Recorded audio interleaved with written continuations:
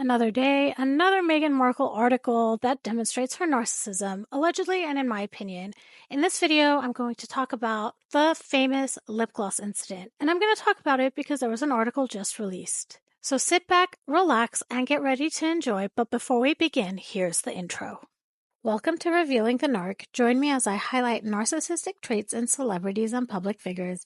Everything here is in my opinion and not professional advice. If you enjoy the analysis, please like and subscribe. The article is titled, Princess Catherine was horrified by Meghan Markle's request to borrow lip gloss. It may not be an official royal rule, like not wearing dark nail polish, but it sounds like Catherine may have her own list of acceptable acts. This article was published on December 28th, so it's fairly recent. The article begins, expectations were high for a close bond to form between Princess Catherine and Meghan Markle when the latter started dating Prince Harry. However, in his memoir, the Duke of Sussex recounts an uncomfortable interaction between the two women. My question is, whose expectations were high? I believe Meghan's expectations were high, and the reason I believe this is that Meghan, in my opinion, as a narcissist, believes that everybody should love her because of who she is. I think she was incredibly shocked when Catherine didn't open up immediately to her. And to be honest, you can't blame Catherine. If I was to be the future queen, I'd be very cautious of the people that I let into my circle. And actually, for all of us every day, we need to be careful who we let into our circle. We don't just trust people immediately. There's something I always say, that there's 4 things I no longer give away: my trust, my love, my respect, and my time. Those are things that people earn, and they earn it as my relationship with them grows. In my opinion, by Meghan setting these high expectations and then failing to meet them was a tactic to place blame on others in the future when conflict arose. The article continues, the incident took place at the Royal Foundation Forum in February 2018, where the Duke and Duchess of Sussex, along with Prince William and Princess Catherine, discussed their philanthropic endeavors. This marked the first royal engagement involving all 4 royals. Now, as a reminder, this is 3 months before their wedding, and the engagement happened November of 2017. So relationship with the royal family, this is the early stages. One of the hallmarks of relationships with a narcissist include love bombing in the early stages. Now, you don't necessarily have to be romantically involved with a narcissist for love bombing to occur. Love bombing is when intimacy is created, when intimacy has not been earned, and I believe that this lip gloss story will demonstrate that. The article continues, in his book Spare, Harry wrote, Meg asked to borrow Kate's lip gloss, an American thing. Meg forgot hers, worried she needed some, and turned to Kate for help.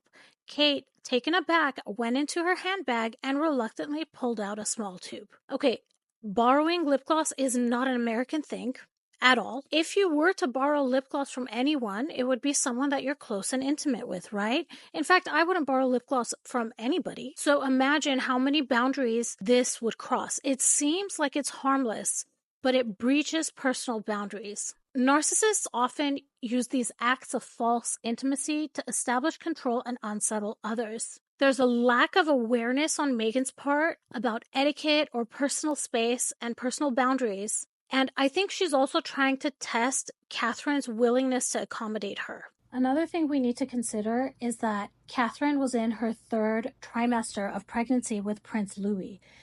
It is risky for a woman in her 3rd trimester to share lip gloss with someone she doesn't know. She needs to protect her health and the baby's health during this critical time. Some key risks include HSV-1 infection. If a pregnant woman contracts herpes for the first time in the 3rd trimester, it could lead to complications such as neonatal herpes, a rare but serious condition for the baby. There could be bacterial infections that are passed on. While these may not directly harm the baby, they could pose a health challenge for Princess Catherine during an already vulnerable period. Other viral or saliva-borne diseases include mononucleosis, influenza, and during pregnancy, the immune system is slightly suppressed, making Princess Catherine more susceptible to infection. And there are certain infections that can lead to complications in late pregnancy, and complications including premature labor or infections in the newborn after birth.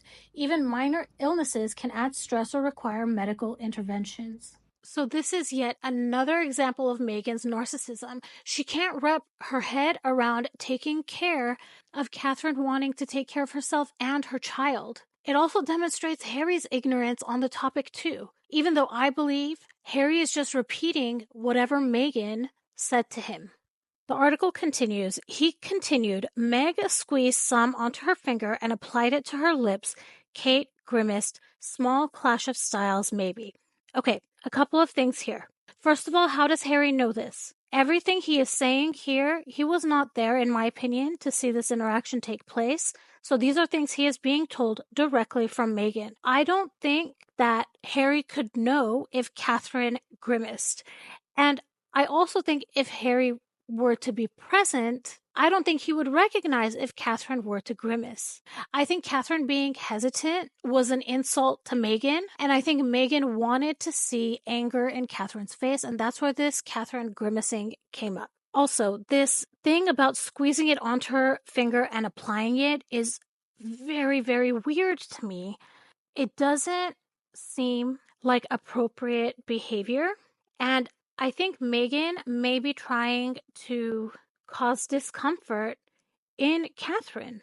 Perhaps she wants to look casual or relatable, but she's actually creating awkwardness instead of connection. And again, this might be something that was done on purpose. I believe that Meghan thrives on creating chaos and pushing people's boundaries. In my opinion, she was trying to create conflict here because she feels rejected after Catherine hesitated to give her the lip gloss, in my opinion. The article continues. Once the actual event started, Meghan emphasized her dedication to women's empowerment, highlighting the value of the movement. She said, with so many campaigns like Me Too and Time's Up, there's no better time to continue to shine a light on women feeling empowered and people supporting them. She added, you'll often hear people say, well, you're helping people find their voice, and I fundamentally disagree with that, because women don't need to find a voice. They have a voice. They need to feel empowered to use it, and people need to be encouraged to listen. Word salad. We've heard Meghan say this over and over and over again, and I actually want to do an analysis of this entire clip because Meghan is incredibly offended throughout. There was so much work that was done by the three of them, Prince William, Princess Catherine, and Prince Harry, and Meghan didn't like it. So a lot of the questions that were asked of Meghan, she turned it onto herself and the things that she believes she has accomplished. Meghan generally speaks in platitudes. A platitude is a remark or statement that is overly simple, cliched, or superficial, and it's often presented as though it carries profound meaning or insight. So the question is, why does Meghan talk like this? I think one of the easiest reasons, one of the biggest reasons, is that she wants to create a positive impression. Narcissists are focused on appearances rather than substance. When she's speaking in these platitudes, they give this illusion of her being wise, caring, or profound, and she doesn't really need to put much thought into them. It helps her maintain her image. I also think she's performing. Using platitudes mimics supportive behavior without requiring true understanding or connection. And ultimately, I believe Meghan is masking a lack of knowledge or interest. When narcissists don't know enough about a topic or aren't genuinely interested, they use these platitudes because they sound involved while they conceal their indifference or ignorance. And all we need to do is look at Meghan's behaviors. She hasn't done a whole lot of work for women's empowerment. She just talks about it. The article continues. On the date in question, February 28th, 2018, both Meghan and Catherine wowed attendees in blue, but the difference in their fashion choices and price tags was striking. The article continues. While pregnant with Prince Louis, Catherine opted for the royal blue tailored maternity dress from Seraphine, priced at a modest $138, demonstrating her ability to dazzle in both high street and high-end attire. In contrast, Meghan captured attention in a navy Jason Wu dress, specifically the crepe back satin belted wrap dress, which came with a hefty $1,795 price tag, making her choice nearly 15 times pricier than Catherine's selection. It may be that Meghan's significantly more expensive outfit is an attempt to outshine Princess Catherine. It's known that narcissists use status symbols such as expensive clothing to show that they're superior or demand more attention, even when it comes at the expense of relational harmony. So I think that this article highlights a series of moments that, when viewed through the assumption that Meghan is a narcissist, we can see that she's engaging in subtle acts of dominance, false intimacy, and image management. From asking to borrow Catherine's lip gloss, to emphasizing her role in women's empowerment, and also choosing a strikingly more expensive outfit, Meghan's actions could be seen as an attempt to assert her presence and may also be done to create a false intimacy with Catherine and also perhaps to unsettle Catherine. I'm interested to know in what you all think, so please feel free to drop that in the comments. If this was interesting to you, please like and subscribe, and I hope to talk to you all soon. Goodbye.